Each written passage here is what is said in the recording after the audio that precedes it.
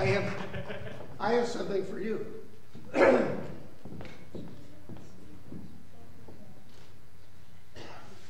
know that's something that has been greatly on your mind. Mostly, Gary. I mean, it's for both of you, but it's mostly for you. I know that you have prayed and visualized and everything that you want to hang her. I know what he's going to do. Oh my God! Awesome.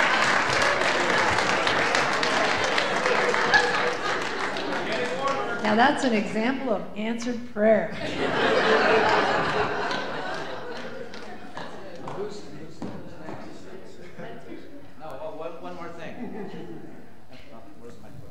So I just want to remind everyone that after service today, we'll have spirit groups sign up. We'll have the folks in the chapel, and they'll share about all the active groups. And so Al will meet you back there, and Frida and others will meet you after church in the chapel. Okay, thanks.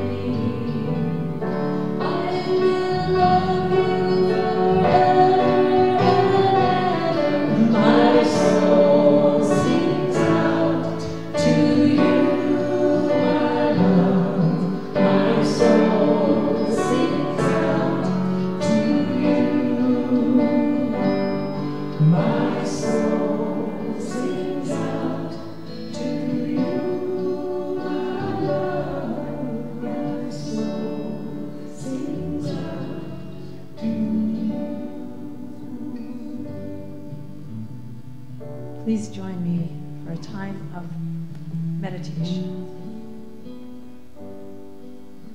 As we take those beautiful words into our hearts, my soul sings out. Feel the joy in it. As we take this time to look deep within ourselves, get settled into our seats, relax, and begin to follow our breath in and out. Just observing it. And as we focus on the breath, we anchor ourselves deep within this moment.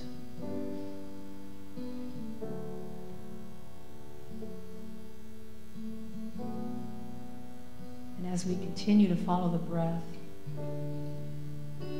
imagine breathing right into your heart. And bring into your awareness someone or something that you deeply appreciate. And allow that feeling to be activated. Deep gratitude. Let it expand, filling your body.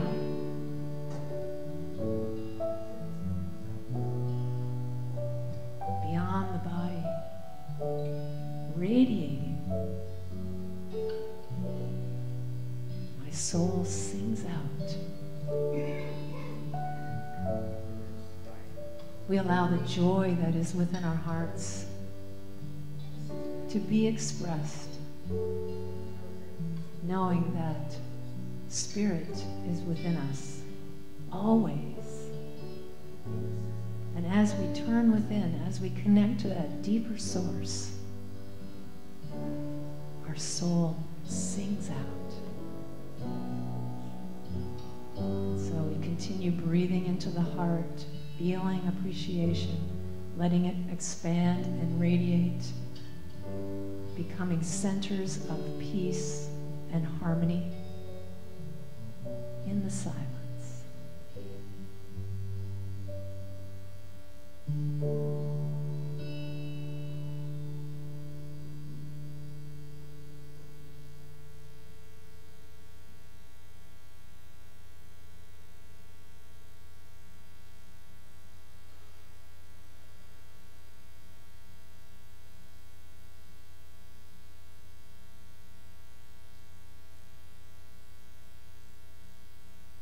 We give thanks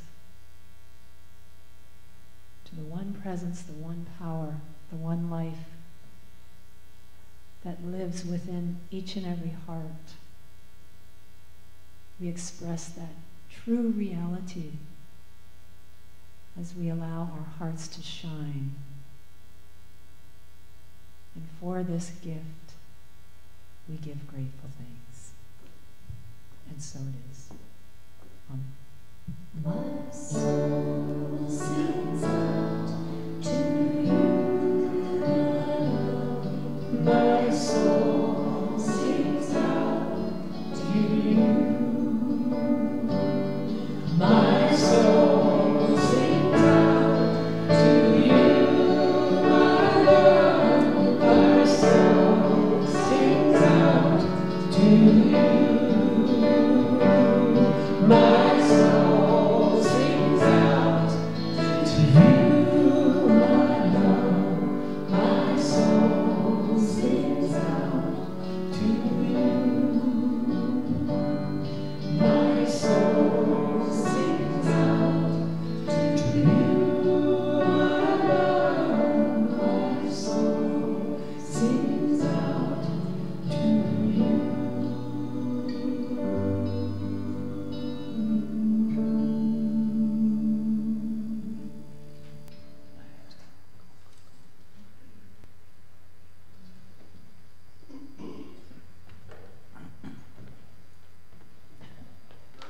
Yeah. Oh, it works now? Does this work or does that work? Okay. I'm on? Yes. Well, this has been an interesting morning with technology, so that's why we're kind of checking things, because the whole thing is, lights were strobing, sounds wasn't working, and just all kinds of things. So anyway, everything's back. So my talk is called The Wonderment Factor, and so I'm wanting us to look at another dimension of this idea of how we manifest a greater good in our life. That if we're interested in creating something that lives outside of our kind of normal self, something that moves us into a different expression of being, then we need to understand the mechanism of how that greater good shows up in our life. And so this is in part what this talk is about. I'm going to share a clip from Dr. Joe Dispenza, and it's almost, you know how when we sing songs together, that, like some of the Daniel and Nahmod songs, that we sing them all the time because repeating them over and over creates a kind of energetic field. And when we're able to sort of kind of know the words and understand and have a felt sense of what we're all in chorus about, our experience of chorus in a sense, creates an energetic field. And so I'm wanting us to kind of explore what it means to create the kind of energetic field that we need to have in order to manifest a greater good in our lives. So that's where this is going. And so this Joe Dispenza tape is like the songs we sing. If we can hear this over and over and over and over again and really get it, then we're going to be able to understand how to work with our internal circuitry to be able to manifest a greater good. So here's a short clip. So the moment you begin to feel the way you think, because the brain is in constant communication with your body, you begin to think the way you feel, which makes more chemicals for you to feel the way you think, and then you think the way you feel, and then you feel the way you think, and then you think the way you feel. And some people do this for 20 or 30 or 40 years. Now, the redundancy of that cycle over time creates what I call a state of being. And a state of being is when your mind and body are working together, or your thoughts and feelings are aligned to a concept. And as people get caught in this cycle of thinking and feeling and feeling and thinking, over time, they condition their body to memorize that emotion as well as the conscious mind. And whenever the body knows as well as the mind, that's called a habit. A habit is when your body is the mind. Now, 95% of who you are by the time you're 35 years old is a set of memorized behaviors, set of emotional reactions, beliefs, perceptions, attitudes that run just like a computer program. So 5% of your conscious mind begins to work against 95% of what you've memorized. So the person wants to think positively, but they're feeling negatively. They want to create their dream board, you know, and put up their future life, but they feel unworthy. That's mind and body in opposition. We have to recondition the body to a new mind. So there's a couple of really important points here that, for me, I need to hear it over and over and over again.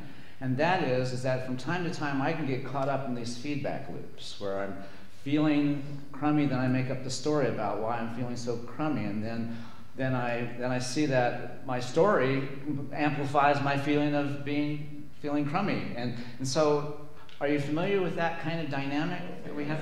And that creates a state of being, how we be with what we're having.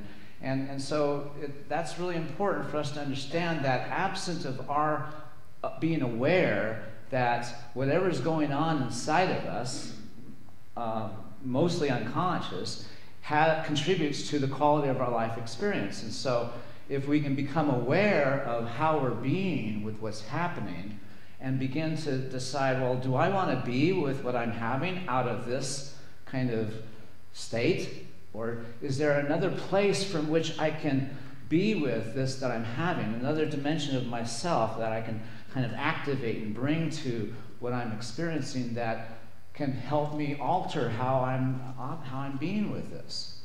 Begin to change some of that experience of that feedback loop. And another thing that is really important that I need to hear over and over again is that I can't have a feeling without chemistry, without there being an internal chemistry. And as my body, as my self washes in the chemistry of disappointment or not enough or whatever is the internal environment that I'm creating, I habituate myself to those feelings, to those emotions, and that becomes a part of what my body is conditioned to create for myself. And so when I feel crummy, I trigger the thoughts that tell the story of what's wrong with my life and my world. And so if I don't know that there's a conditioned part of me that I have to override, then I'm just like he describes. There's 5% of me that's conscious that's trying to work against the 95% of me that's conditioned to a certain way of being with everything that I have in my life. And so as I'm really paying attention to the idea that part of my spiritual journey, part of my really discovering my essence, my worth, has to also include me aligning with the fact that I have a nervous system and it creates chemistry, and I have a body and it becomes habituated, and I have to work with that. I just can't kind of live in this woo-woo world of thinking if I have happy thoughts, my life is going to change. It doesn't work that way. And so we have to do two things. We have to be able to take control of our state of being independent of what we're having, and that's something that we're not trained to do. We're trained the opposite. We have an experience, and now we move into the state that it triggers in us. So we have to address that. The second thing that we have to address is the fact that our habits of being conditions the body to be addicted to certain states of being. And so we have to override that. And if we don't know that there's a circuitry to that whole dimension of our conditioned being, then we can't work coherently with actually moving the needle with respect to how we can transform our life experience. And the final thing that I really have to remember that this movie reminds me of is that when my body has memorized certain behaviors, that habit of being means that my body has become the mind. Have you ever found yourself going to the refrigerator and opening it and uncontrollably finding what do I eat every night? A drumstick. Now my body makes me do that. I have a desire not to eat junk food, but my body causes me to go into that icebox and get that drumstick 2 or 3 times a night sometimes. I don't know. I know I'm confessing right now, but salvation is a few clicks away. Hang on. All right, now I'm going to share another video. This is a video that I made at home to illustrate another principle about our state of being. Okay, and so check this out.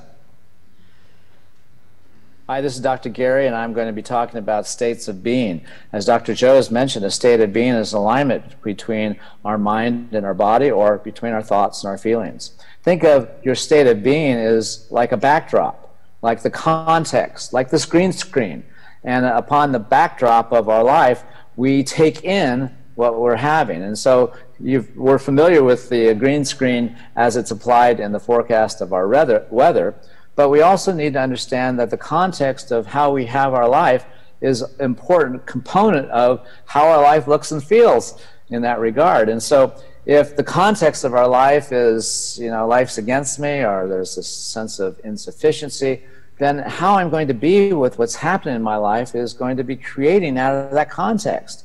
And so it's important for us to acknowledge that. So how can we, in our own intent, create the context for how we're going to be with what's happening in our life? So let's just think of, all right, all together now. Or we need to set the intent as to how we're going to welcome what's happening in our life. And when we understand that that's part of our own empowerment, our own God job, then the intent is to set the context, set our state of being, regardless of what's happening in our life, in the context of opening to this dimension of our higher self, pulling us into a greater expression of our wholeness, of our innate value and worth. And for that to happen, we have to have the ability to decide how we're going to be with what we're having as our life experience. And then the next effort is to create that alignment between head and heart, between body and mind, between thoughts and feelings. And so let's open ourselves to the wonderment of being in this infinite connection, this infinite relationship to the divine matrix, and all things working together for a greater good. All right, stay tuned for a lot more. So the idea of the backdrop, the reason why I sort of played with the green screen, is that we don't necessarily know what the backdrop is in our life. If we don't have a real real sense of intending to be with something out of a dimension of ourself that we generate, that we activate. If that's not our intent, then we're basically experiencing our life as if it's happening to us, instead of our having our life happening to us. So as we begin to work with understanding that we have to kind of manage our states, then that means that we become conscious and intentional about how we're going to show up with whatever we're having. That's something that we have the power to do.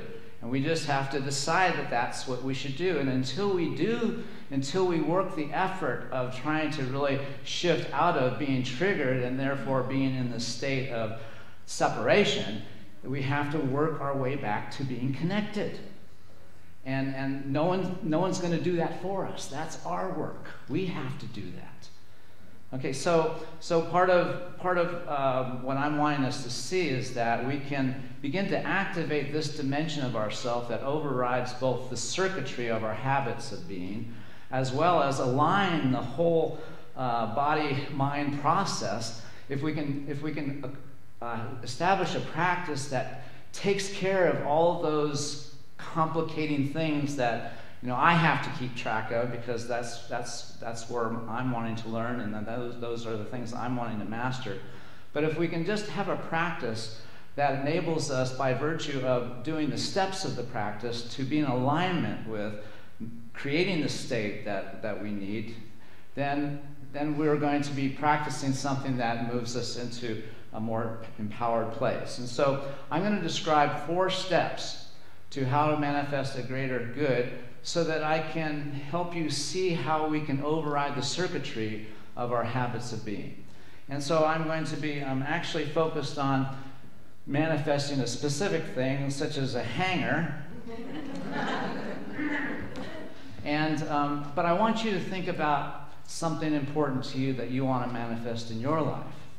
Now, how many of you need more money? Just to fulfill your purpose or passion. I mean, some of you may need $1 million to accomplish your earthly purpose. How many of you need you want to really find your purpose and passion and want to fulfill it? Whatever it is, it could be a life partner. Anybody looking for a life partner? It's just a matter of us being able to open ourselves to what is calling us to bring forth in our life. And I'm just going to pick a very simple, impassionate thing like manifesting a hanger space, not a hanger, but a hanger space. A hanger space for, as I mentioned a couple Sundays ago, I have an airplane project. This is my 4th one. Jane and I like to go flying when we have an airplane handy. And this was all constructed in our little house out on the Eagle Ridge development here in Spokane. And so finished the fuselage, and now I've completed the wings. The whole plane is finished, except it needs to be put together, and it can only be put together in a hangar space, because the attachment of the wings and the tail and all that is very precise, and so it has to have a certain way of being put together. And now here's a picture of me and Jane in the fuselage with no wings. We're just going, okay? So here's what we're wanting to do. We're wanting to manifest this hangar space, and now I'm going to tell you the steps that we're going to be taking to manifest this. And these steps will apply to anything that you want to draw into your life. Now, you have to understand that the purpose of you practicing manifesting the greater good teaches you how to step out of your current self-system, because that's what the steps are intended to require of us, to step out of our habits of being in order to engage the steps, the process for manifesting anything. As a matter of fact, all the things that you have in your life, the same mechanism has brought them forth. It's just that it's been unconscious, and it's just been governed by the circuitry of our of the part of ourself that wants us to survive, that wants us to manage a world that is uncertain, unpredictable. And so we have to override that. And so here are the steps. Step one is that we have to know that this greater good, it already exists in the field of infinite possibilities. That's a real thing. It's not a woo-woo thing. Jesus called that very same thing the kingdom of God.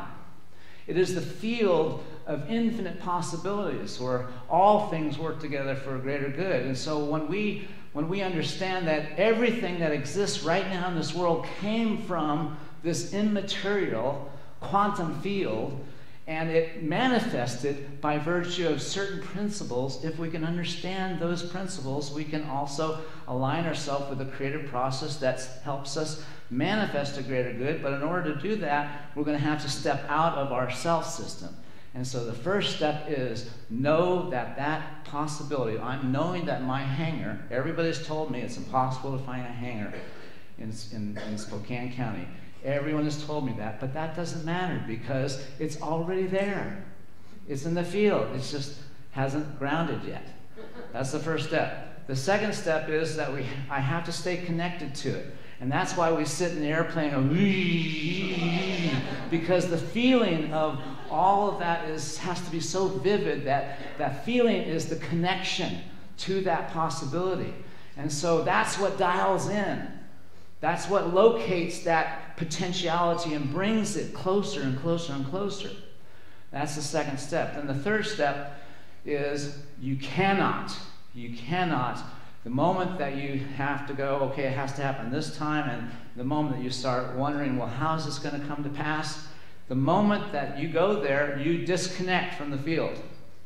You collapse that intent, and then now you're looking outside of yourself again. You cannot do that. You cannot for one moment. It's just like that movie, Somewhere in Time. Remember when he saw the penny that reminded him of his future, his self that lived in a different time? The point is that when we look at time or we look at possibilities, we have to not go there because that creates separation from the field. Then then the combination of those three steps, focusing on the possibility, connecting up in the field, and not going to any place that can separate yourself from that possibility, creates a memory of your future. I have created a memory of my hanger. It already exists. I can imagine myself assembling it, and I can imagine some of you helping me with assembling it. I can imagine myself giving rides at the Hollyberry Ball for sales, raising some money for the church. So I am connected totally, and so I'm trying to model all the steps. The last step is that we have to do something in the outer. We sort of maintain that internal connection, but the external thing is that we have to begin to gently pull on the threads of possibilities. But there's a context from which we need to be in that intent. And that's what I call a state of wonderment. A state of wonderment. Because that begins to connect us to a dimension of ourself that has the capacity to look beyond the forms of life and into the awe and mystery and the astonishment of what is present in every single moment if we have eyes to see.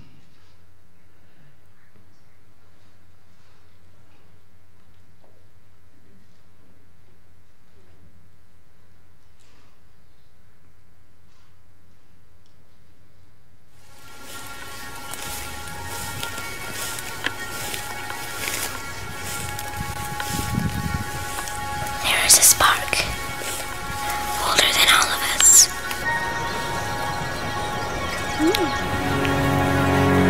Whose warmth keeps us young.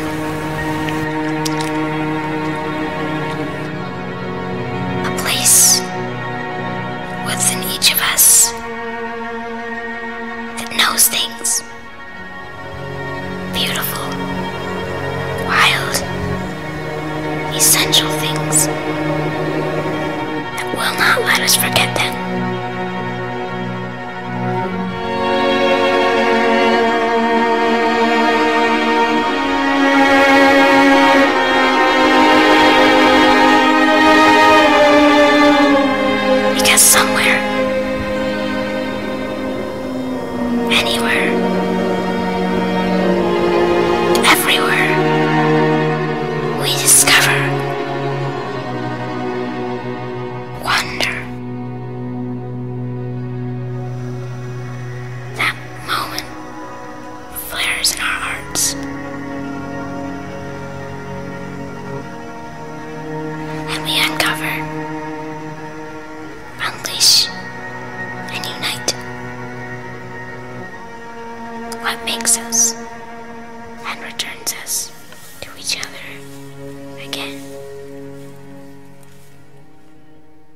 wonderment is what returns us to each other.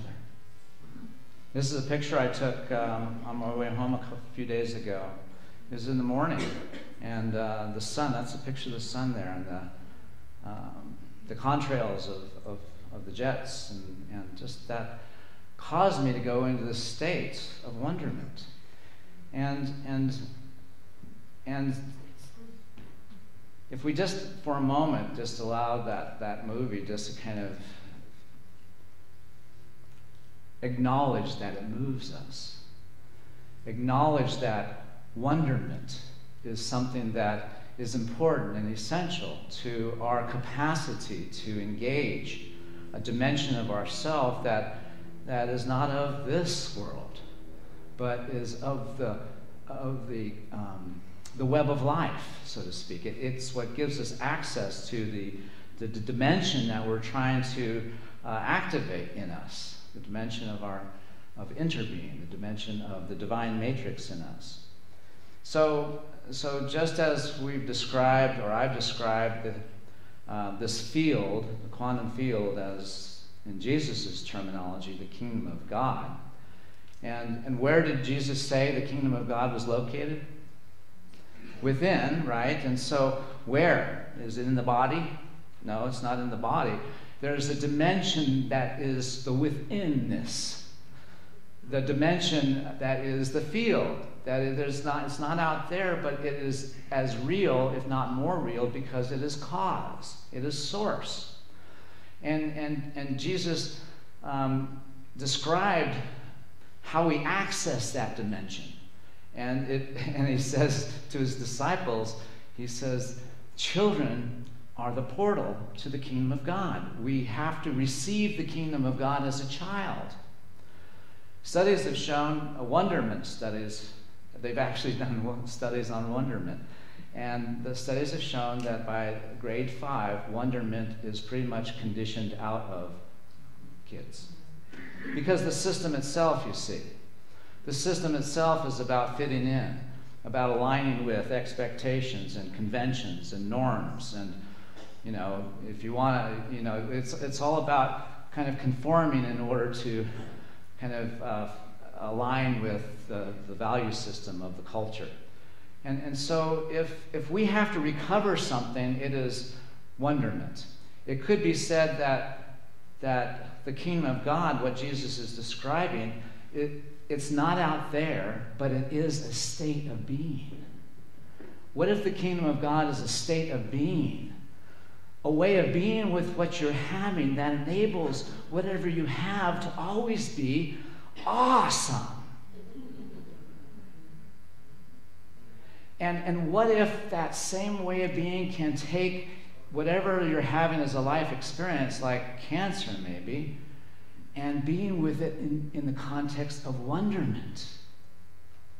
What would be the possibilities if we just shift the context, change the screen behind us, and now we are welcoming whatever we're having in the context of the little bug that we're witnessing, or the miracle of a sunset or a star-casted horizon. The point is that as we begin to understand that the state of being that gives us access to the dimension and field of infinite possibilities is wonderment. And we have to acquire the capacity to generate that as a felt state and practice being in that state with whatever we are having. Last line. So the way to do that is, how are you going to be with what you're having? And you answer that question in the context of wonderment. And what wonderment does, because you step out of your self-system to generate that state, it causes your whole circuitry of perception and meaning-making to change. Literally, you step out of the old self-system and you activate a pristine and a sublime context that has no ground to eclipse it, because you've exited the habits, your habits of being, your small s self, to open to the dimension of yourself that is here to be the one unto your life. And wonderment is the activation of that. Okay, that's it. Thanks.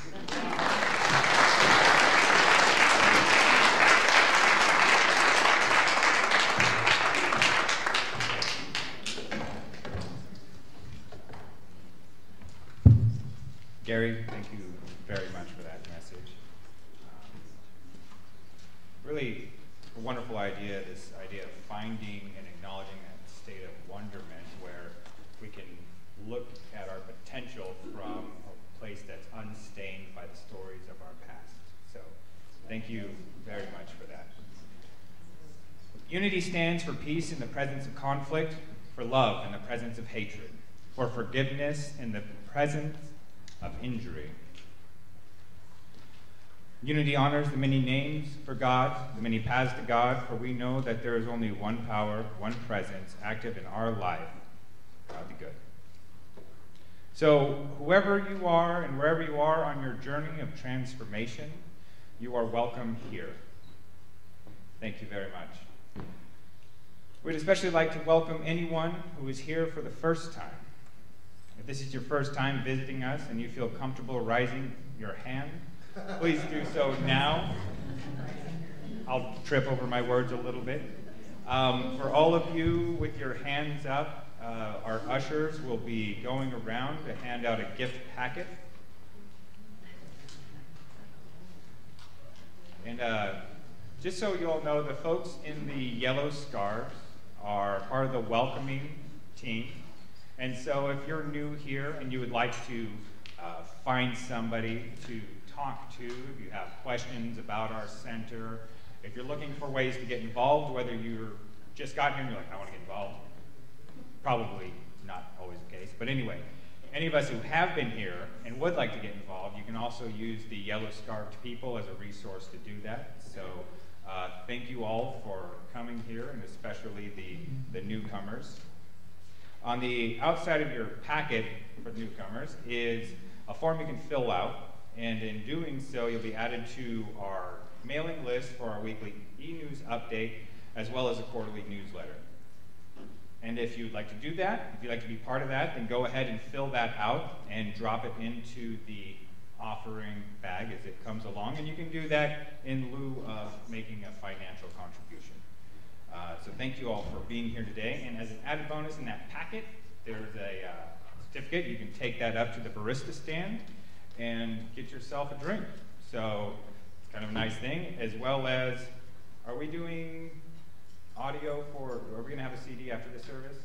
This one's recorded on a worldwide audience internet. So if you like, you can get a CD, or you can just check out the internet. It turns out it's there too. So, yeah, we're going to have everybody stand up. Yeah, let's do We're that. going to do our welcome song, where you can give each other a hug, a high five, a namaste, a good morning, a good afternoon, good evening. Whatever music we're going to sing, we're all friends here.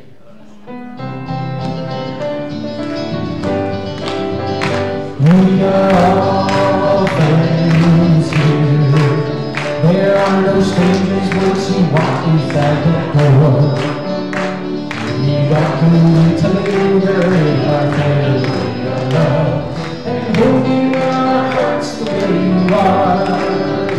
We are all friends. You can go ahead and hug each other. Go ahead. Go on out there. Strangers once you walk inside the door. We welcome you to linger in our family of love, and hold you in our hearts the way you are.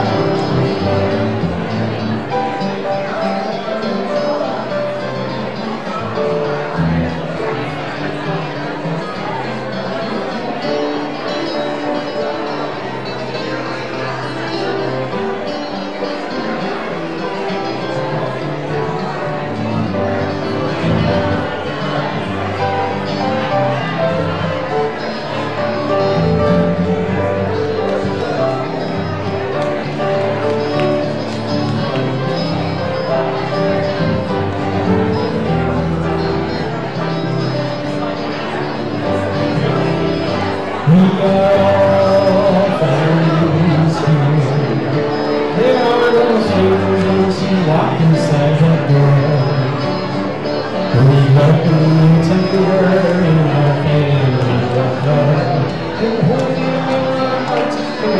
are. Okay, everybody, let's sit down. We are all friends. There are no strangers once you walk inside that door. We welcome you to linger in our days of love, and holding our hearts the way you are. Yes, we welcome you to linger in our days of love, and holding our hearts the way you are.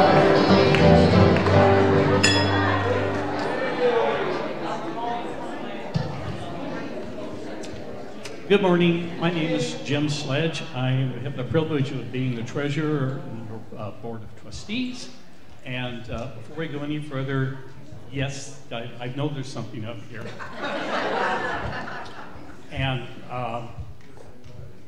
it's one of those little misunderstandings. I really did like that casserole. That's not what I heard. And this is a time in our service where we acknowledge and appreciate your financial contributions to this wonderful place called Unity Spiritual Center, where we hear messages like we heard from Gary today. And you can't find that anywhere else in town, so we appreciate the acknowledgement that this is a place that you would like to support. So with that, let's say our offertory blessing together. I know that my giving blesses and multiplies all that I have, all that I have, and all that I give and receive. I give thanks for the abundance that is mine to share. And so it is. Well, so I bring to you this song this morning with a little bit of thought about Aretha Franklin and her passing and the legacy that she was. And Aretha Franklin got started as a teenager singing in gospel choirs, and there's some stuff out there. You can go find it on YouTube. And this song is called "You Get Closer," and this was Aretha when she was about 17 years old in the Black Gospel Church. Yeah.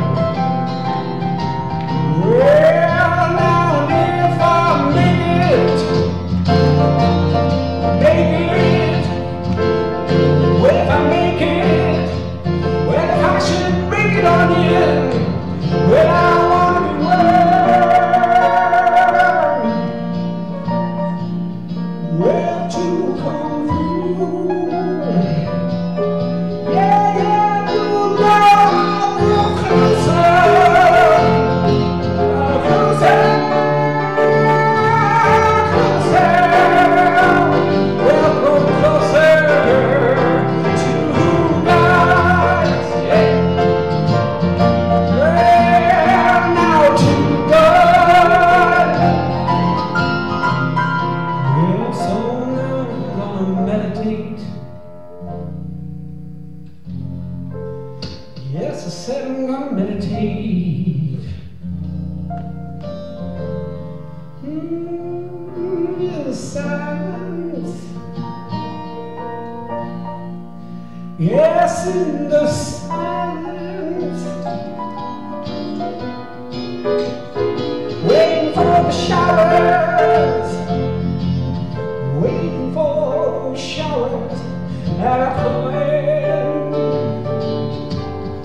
Well, the showers that are coming, they're coming over me. Yes, they're coming. Where I dwell in.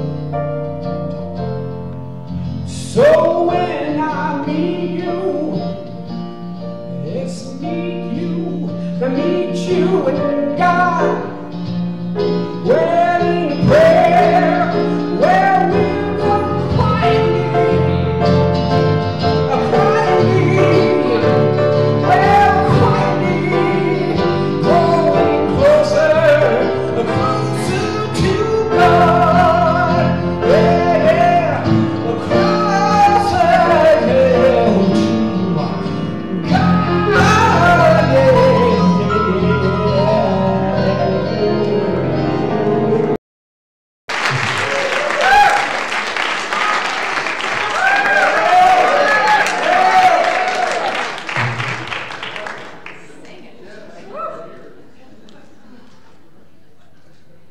So that was awesome. That's a great song and great accompaniment on the. I'm feeling all great and shiny. I don't know about you all.